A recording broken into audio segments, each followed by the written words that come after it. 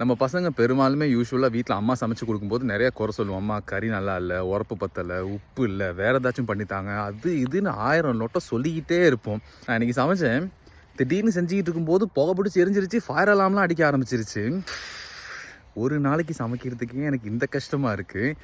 ஒரு நாளைக்கு 3 நேரம் சாப்பாடு செய்யணும். 30 வருஷம், 40 வருஷம், 50 வருஷம்ன்ட்டு கிச்சன்லேயே இருக்காங்க.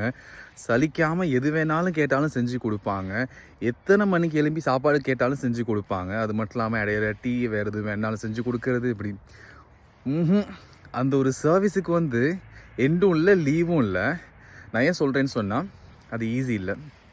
அந்த எல்லாத்தையும் வெட்டி செஞ்சு சமைச்சு அதை க்ளீன் பண்ணி திரும்ப சாப்பிட்டதெல்லாம் க்ளீன் பண்ணி ஒரு நேரத்துக்கு இந்த வேலை 3 நேரம் யோசிச்சு பாருங்கள். ஸோ தயவு செஞ்சு வீட்டில் யாராக இருந்தாலும் பரவாயில்ல, நீங்கள் கடையில் வாங்கி சாப்பாடை தவிர மற்ற வீட்டில் யார் சாப்பாடு செஞ்சு கொடுத்தாலும் அவங்களுக்கு நன்றி சொல்லுங்கள். முடிஞ்ச வரைக்கும் சப்போர்ட் பண்ணுங்கள். இப்போ நான் நிறைய வேலை நான் கற்றுக்கிட்டேன்.